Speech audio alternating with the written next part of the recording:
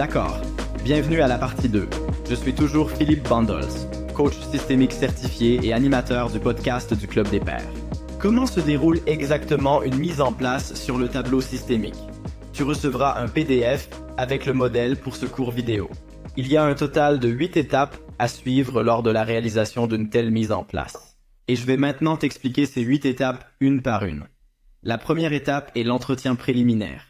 Ici, nous posons 3 questions. La première est « Quel est ton thème ?»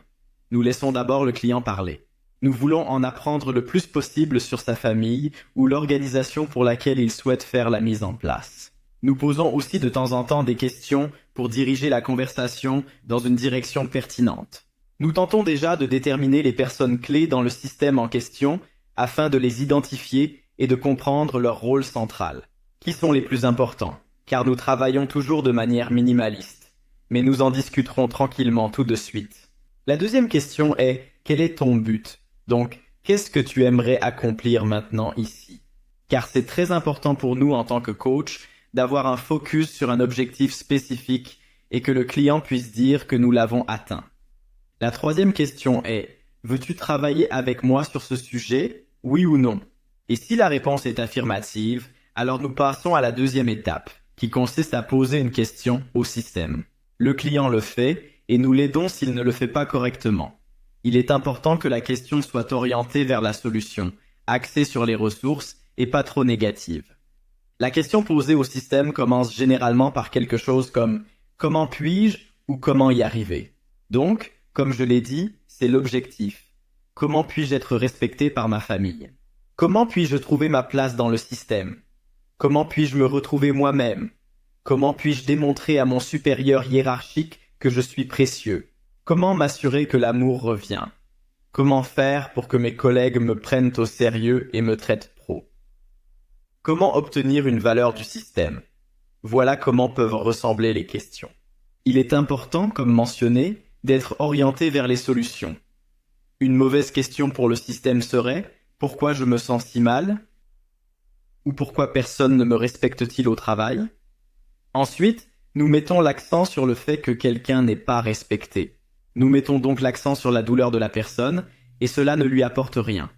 Ensuite, elle sort du coaching et ressent simplement la douleur qu'elle a déjà, renforcée. Cela n'aide pas à résoudre le problème de cette personne. Nous restons toujours focalisés sur notre objectif.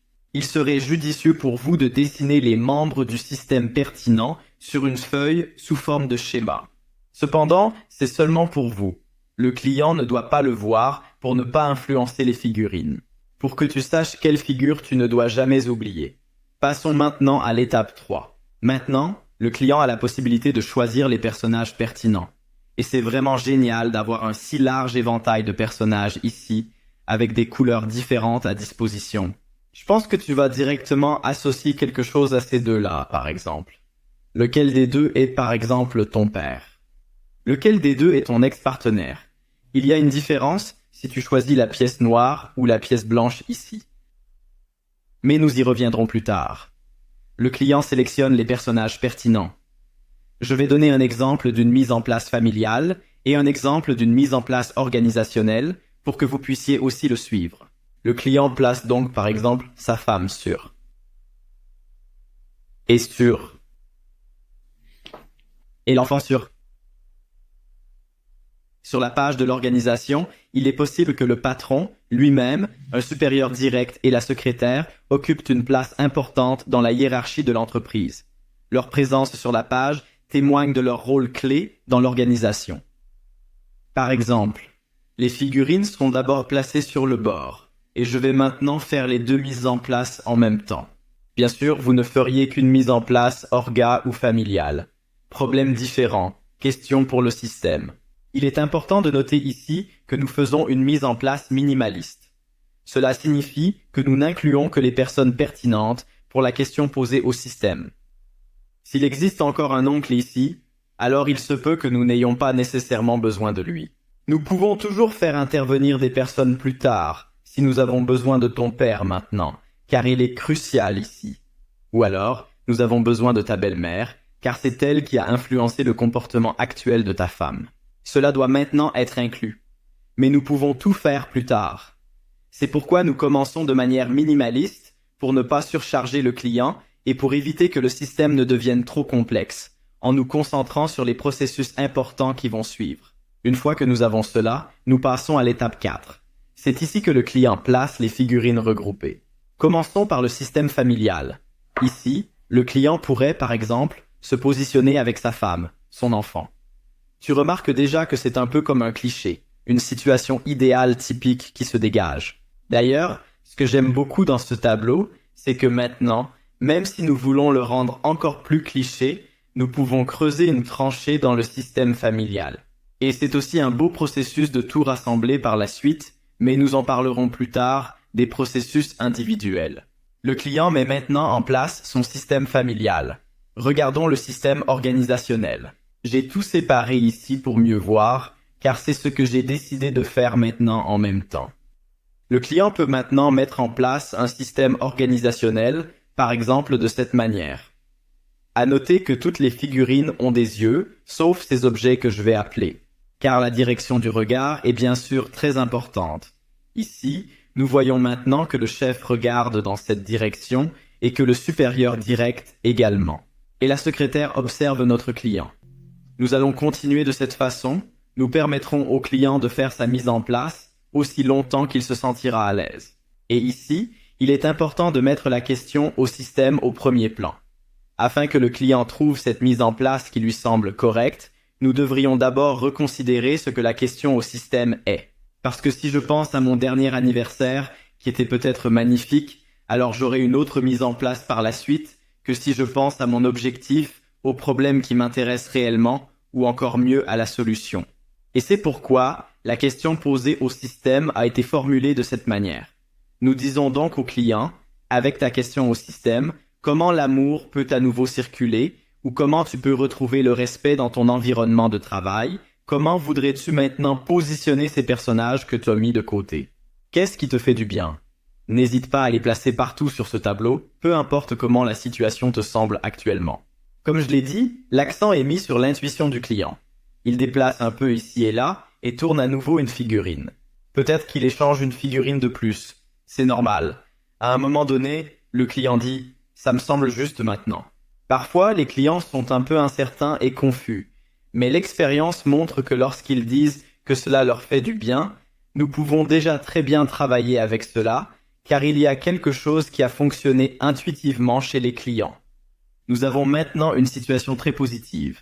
En effet, nous avons ramené l'inconscient du client à la surface et ainsi dans la conscience. Parce que nous avons fait confiance à notre intuition. Nous avons observé ce que ressent le client et c'est maintenant ici. Tu réalises combien cette méthode est puissante. Maintenant, le client a un temps d'effet supplémentaire. Étape 5. Nous laissons donc le système agir. Ensuite, nous disons « regarde cela encore tranquillement et laisse cela agir un peu sur toi ou mets-toi un peu dans le système.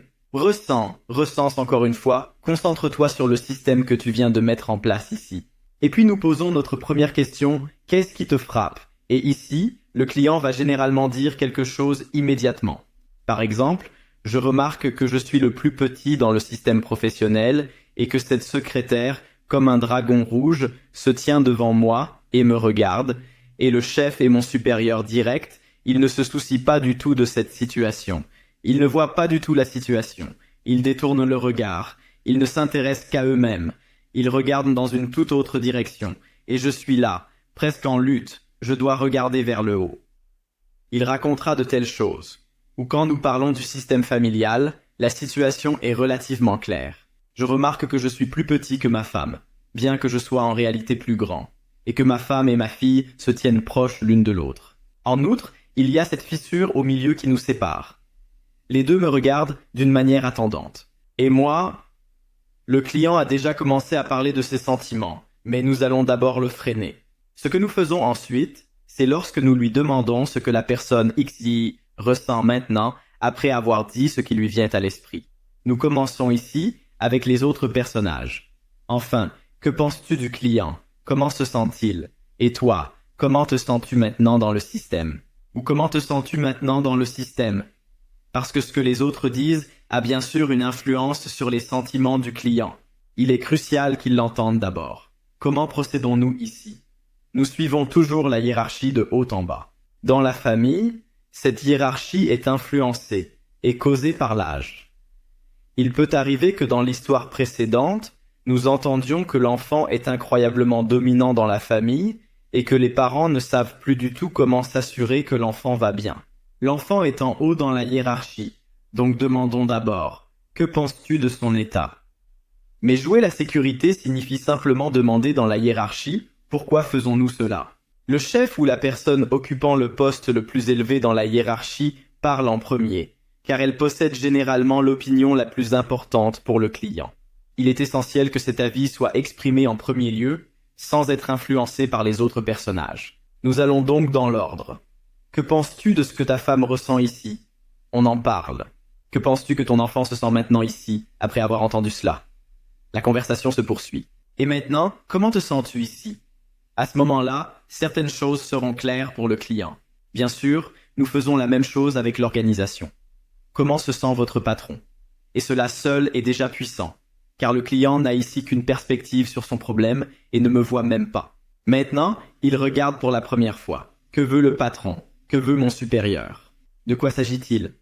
Par exemple, cela pourrait révéler que le patron se sent abandonné ici et ne sait pas vraiment ce qui se passe dans son entreprise, ce qui ne lui plaît pas et lui donne un inconfort. Ainsi, le client obtient une autre perspective sur le système. Une fois que cela est fait, après avoir exploré les sentiments de chacun, nous pouvons également faire un deuxième tour, car le patron a maintenant entendu comment le client se sent. Et maintenant, que penses-tu? Comment se sent le patron après avoir entendu cela? Nous pouvons faire de même avec le système familial. Et enfin, lorsque cela se produit, nous disons encore une fois, tu sais, ce qui me frappe, peut-être as-tu ressenti le besoin tout au long de cette période de dire toi-même ce que tu remarques lors de la mise en place de ton client. Mais il est important de se rappeler que le projecteur est dirigé vers le client. En tant que coach, conseiller ou dans quelque fonction que ce soit dans laquelle vous réalisez cette mise en place, nous n'aidons pas le client à résoudre son problème, mais le client résout son problème lui-même et il mérite tout le respect et les applaudissements à la fin. Nous sommes là pour aider à prendre une autre perspective sur la situation, mais pas nécessairement pour résoudre complètement son problème spécifique. C'est important. Le projecteur est dirigé vers le client. Que voit le client? Mais si nous avons maintenant le sentiment qu'il a manqué quelque chose d'important, c'est le moment de dire « Tu sais ce qui me frappe ?» Où puis-je exprimer mes sentiments actuels sur cette image?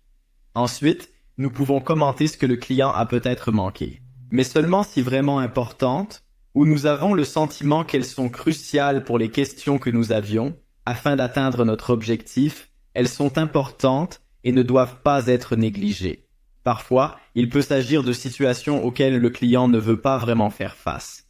Cela peut alors naturellement entraîner une certaine discussion et on parle un peu de ce qu'on voit ici et de ce qui est remarquable. À un moment donné, un élan survient, ou est-il déjà présent depuis longtemps, pour changer quelque chose après cette conversation.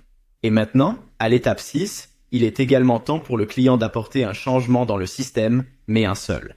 Pas trop en même temps, car cela perturbe tout le monde à nouveau. Et puis faisons-le. Restons sur l'exemple. Le client fait ceci, ou le père se rend auprès de sa famille. Ensuite, demandons maintenant, comment se sent ta femme avec ce changement? Comment se sent le patron avec cela? Et puis demandons-nous, que doit-on faire maintenant pour remédier à la situation et trouver une solution qui convienne à tous? Cette question est d'une importance incroyable pour que cette modification puisse être réalisée avec succès.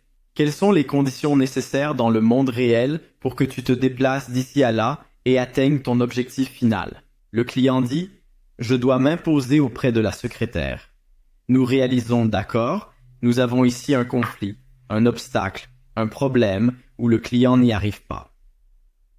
Se faire accepter par la secrétaire et être reçu par le patron.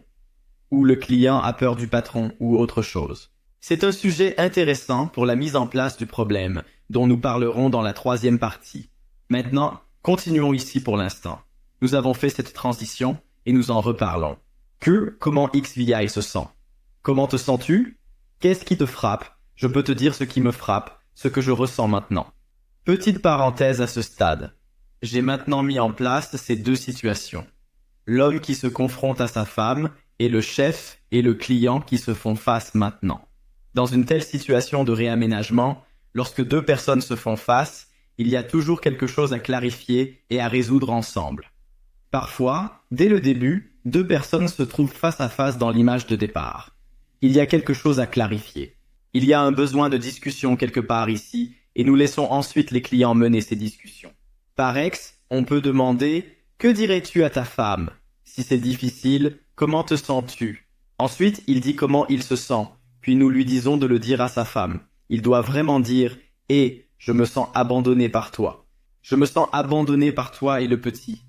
J'ai l'impression de ne pas faire partie de la famille. » Inverse et mets-toi à la place de la femme. Essaie de voir le système de leur point de vue. Comment cela leur fait-il sentir? Qu'est-ce qu'elle te dit maintenant? Et de ces conversations émergent les situations cruciales. Les points cruciaux, les points de douleur cruciaux ressortent de manière décisive. Après que cette conversation a été clarifiée, il y a généralement un nouvel élan qui se crée pour se réorienter. Oui, nous avons clarifié cela. Nous pouvons nous positionner ainsi. Le client n'est pas nécessairement présent lors de ces discussions. Il peut arriver que le client réalise que le patron et le supérieur hiérarchique ont quelque chose à discuter, et nous pouvons également mener ces discussions. Maintenant, tu es le chef. Que veux-tu dire? Maintenant, tu es le boss. Que veux-tu répondre? Nous menons ensuite ces conversations, et voilà ce qui en ressort. Et de ces conversations, une fois que le problème entre les deux est résolu, il y a généralement un nouvel élan dans le système pour effectuer des ajustements. Et c'est ainsi que nous continuons maintenant petit à petit, jusqu'à ce que le client ait une image de solution et dise qu'il n'y a plus rien. C'est bien, ça fait du bien. Maintenant, je vais te donner quelques exemples classiques d'une image de solution. Dans le système familial, le cas classique serait que le père et la mère doivent parler ensemble. L'enfant est ici au milieu. Pour l'enfant, cela ne se sent pas bien. Cela va ressortir. L'enfant s'éloigne simplement. Les parents doivent ensuite parler. Ensuite, il y a un processus important que nous faisons, échanger les personnages. Et encore une fois, tu vois ici un avantage du tableau systémique. Nous avons la même figure en grand et pouvons échanger ici. Maintenant, tu vois que le père et la mère ont aussi un vrai vis-à-vis, probablement en fonction de leur taille. Cela signifie que nous avons donc échangé la figurine normalement et continuons à placer la famille de plus en plus loin jusqu'à ce qu'ils regardent finalement dans une direction avec l'enfant. Voici l'image classique de la solution pour une situation familiale, comme on peut le voir. Tous regardent dans la même direction. L'enfant est devant, protégé par ses parents qui se tiennent étroitement ensemble. L'homme est généralement à droite. En fait, la figure située à droite est toujours celle qui occupe le rang le plus élevé dans la hiérarchie. Et dans la famille, c'est généralement l'homme. Et j'ai souvent eu des discussions avec des clients ou des clientes qui regardent cela d'un point de vue féministe et disent « Attendez, pourquoi l'homme est-il plus haut dans la hiérarchie ?» La réponse est « Je ne sais pas ». Mais dans la plupart des cas, cela se sent tout simplement mieux. Parfois, les gens le font aussi, les clients aussi, et ce que je fais, c'est de dire « Laissez-moi essayer ». Puis-je essayer? Et ensuite, je le retourne. Et jusqu'à présent, cela a toujours donné une meilleure sensation. Pour une quelconque raison, je ne peux pas l'expliquer. C'est ainsi que je l'ai appris. C'est donc un indice pour toi. Souvent, le plus âgé dans la hiérarchie est en haut, et c'est généralement l'homme, si ça te suffit. Donc, si un homme épouse une femme qui est 10 ans plus âgée que lui, cela peut parfois être l'inverse. À noter, tous regardent vers l'avenir commun, ce qui est particulièrement intéressant dans cette situation. Cela ne signifie pas que l'image de la solution à la fin doit être exactement comme ça. Mais il vaut toujours la peine que le client ait une image de solution à essayer et vraiment donner l'indication « puis-je essayer quelque chose ?» Par exemple, si l'image de la solution est que les trois se tiennent ici et se regardent mutuellement. Ici, par exemple, un sujet pourrait être que l'enfant occupe une place trop élevée dans la hiérarchie de l'homme, qui est notre client, et qu'il ne peut pas exercer un leadership adéquat et assumer sa responsabilité d'adulte expérimenté. C'est pourquoi nous pouvons essayer. Comment te sens-tu lorsque nous retournons l'enfant et que vous vous rapprochez encore davantage? Pourquoi tant de distance entre hommes et femmes? Se rapproche-t-il vraiment? Comment ça se sent? Le client peut dire que c'est bien ou trop proche. Et puis nous avons un autre sujet. Voici un exemple d'image de solution. Passons à notre mise en place organisationnelle. Ici également, j'ai substitué le client par une personne qui est au même niveau que les autres participants. Et comme je l'ai dit, je ne fais pas cela simplement dans la mise en place, mais le client aura naturellement ce moment d'impulsion où je le lui signalerai à un moment donné et je dirai « Essayons de te remplacer par une figurine de taille équivalente ». Comment cela se ressent-il? On voit une hiérarchie. Le patron est à droite, puis le supérieur, l'employé et enfin la secrétaire. Je pars du principe ici que notre client est un employé normal. Si c'est un stagiaire, alors cela ressemblerait à ceci. Et tous regardent vers un avenir commun. La hiérarchie est claire. Chacun a sa place. Voici donc notre image de solution. Par exemple, et tout le processus est l'étape numéro 7. Ce développement détaillé du système jusqu'à l'image de la solution. Le client peut alors se prendre en photo, car cela peut avoir du sens pour lui de revoir cela à un moment ultérieur. Et nous arrivons à la dernière étape de la mise en place avec les questions écologiques. Le contrôle écologique comprend des questions. Est-ce que ça te semble juste maintenant? Est-ce tout? Avons-nous vraiment tout pris en compte? Y a-t-il encore des discordances quelque part? As-tu encore un mauvais pressentiment à ce sujet? As-tu besoin de revoir quelque chose? Ce sont simplement les questions que nous posons à la fin pour être vraiment sûr que tout a fonctionné. Et nous pouvons aussi travailler avec le Future Pacing. C'est une méthode de la PNL où nous disons « Que vas-tu faire dans les 48 prochaines heures ?» pour initier ce développement. Quelles sont maintenant les premières étapes que tu dois entreprendre sur ton chemin pour concrétiser cette image dans la réalité? Que faire? Que fais-tu ensuite? Tu verras que le client a énormément gagné pour lui-même. Il a obtenu de la clarté sur la situation. Il a vu le système. Il a adopté les perspectives des autres une fois. Il a aussi compris où il veut vraiment aller avec le système. Les images de solutions que nous avons, ce sont encore des émotions. Ce sont à nouveau des émotions interpersonnelles que nous voulons provoquer, que le client devra ensuite provoquer. Et il a des étapes concrètes à sa disposition qu'il peut maintenant suivre pour améliorer sa situation. Il vous en sera très reconnaissant. Avec un petit outil qui tient dans n'importe quel sac à dos, toujours à portée de main. Je trouve ça tout simplement génial. Cependant, il y a aussi des situations où vous ne devriez pas nécessairement mettre en place le système, mais un tout autre système. Par exemple, si le client te dit qu'il veut enfin se réapprendre à s'aimer. Que faisons-nous dans ce cas?